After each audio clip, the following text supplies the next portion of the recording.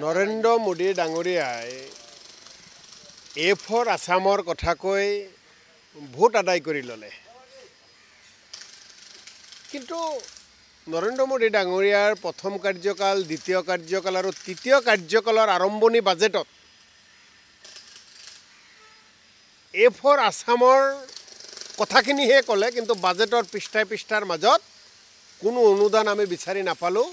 আৰু কোনো তেনেকুৱা ভালপোৱা মৰম বাজেটত বিচাৰি নাপালো অসমৰ কাৰণে বানে সমগ্ৰ ভাৰতবৰ্ষৰ ভিতৰত বানৰ তাণ্ডৱ অসমত হয় প্ৰত্যেকটো বছৰত আৰু বানৰ সেই তাণ্ডৱত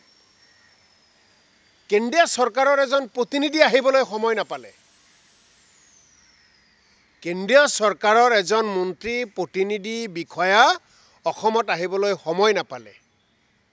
গতিকে কেন্দ্ৰই গুৰুত্বই দিয়া নাই কেন্দ্ৰই যেতিয়া গুৰুত্ব দিয়া নাই যাৰ কাৰণে আজি বিহাৰৰ কাৰণে মৰম যাছিলে অসমৰ কাৰণে একো নিদিলে বানত মানুহ মৰি থাকক বানত ধ্বংস হৈ যাওক অসম নৰেন্দ্ৰ মোদী চৰকাৰখনৰ তাত কোনো গুৰুত্ব নাই গতিকে এয়া অত্যন্ত দুখৰ কথা অসম বিজেপিৰ কাৰণে অসম চৰকাৰৰ কাৰণে অত্যন্ত দুখজনক কথা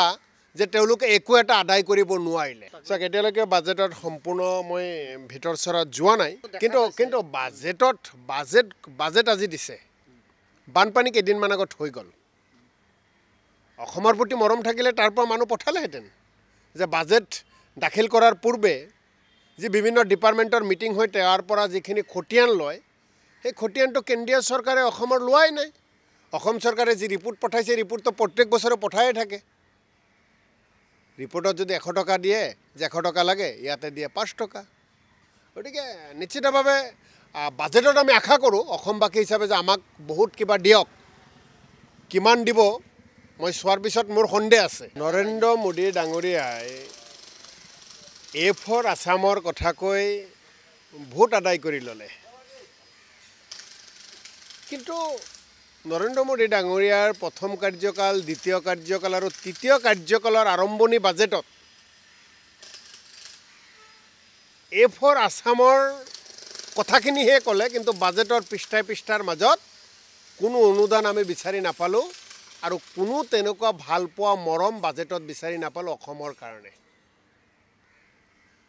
বানে সমগ্ৰ ভাৰতবৰ্ষৰ ভিতৰত বানৰ তাণ্ডৱ অসমত হয় প্ৰত্যেকটো বছৰত আৰু বানৰ সেই তাণ্ডৱত কেন্দ্ৰীয় চৰকাৰৰ এজন প্ৰতিনিধি আহিবলৈ সময় নাপালে কেন্দ্ৰীয় চৰকাৰৰ এজন মন্ত্ৰী প্ৰতিনিধি বিষয়া অসমত আহিবলৈ সময় নাপালে গতিকে কেন্দ্ৰই গুৰুত্বই দিয়া নাই কেন্দ্ৰই যেতিয়া গুৰুত্ব দিয়া নাই যাৰ কাৰণে আজি বিহাৰৰ কাৰণে মৰম যাছিলে অসমৰ কাৰণে একো নিদিলে বানত মানুহ মৰি থাকক বানত ধ্বংস হৈ যাওক অসম নৰেন্দ্ৰ মোদী চৰকাৰখনৰ তাত কোনো গুৰুত্ব নাই গতিকে এয়া অত্যন্ত দুখৰ কথা অসম বিজেপিৰ কাৰণে অসম চৰকাৰৰ কাৰণে অত্যন্ত দুখজনক কথা যে তেওঁলোকে একো এটা আদায় কৰিব নোৱাৰিলে চাওক এতিয়ালৈকে বাজেটত সম্পূৰ্ণ মই ভিতৰ চৰাত যোৱা নাই কিন্তু বাজেট আজি দিছে বানপানী কেইদিনমান আগত হৈ গ'ল অসমৰ প্ৰতি মৰম থাকিলে তাৰ পৰা মানুহ পঠালেহেঁতেন যে বাজেট দাখিল কৰাৰ পূৰ্বে যি বিভিন্ন ডিপাৰ্টমেণ্টৰ মিটিং হয় তাৰ পৰা যিখিনি খতিয়ান লয় সেই খতিয়ানটো কেন্দ্ৰীয় চৰকাৰে অসমৰ লোৱাই নাই অসম চৰকাৰে যি ৰিপৰ্ট পঠাইছে ৰিপৰ্টটো প্ৰত্যেক বছৰে পঠায়ে থাকে ৰিপৰ্টত যদি 100 টকা দিয়ে যে 100 টকা লাগে ইয়াতে দিয়ে 5 টকা গতিকে নিশ্চিতভাৱে বাজেটত আমি আশা কৰোঁ অসমবাসী হিচাপে যে আমাক বহুত কিবা দিয়ক কিমান দিব মই চোৱাৰ পিছত মোৰ সন্দেহ আছে যিকোনো খবৰৰ বাবে যোগাযোগ কৰক আমাৰ এই নম্বৰত 7099017330 আৰু 7099017110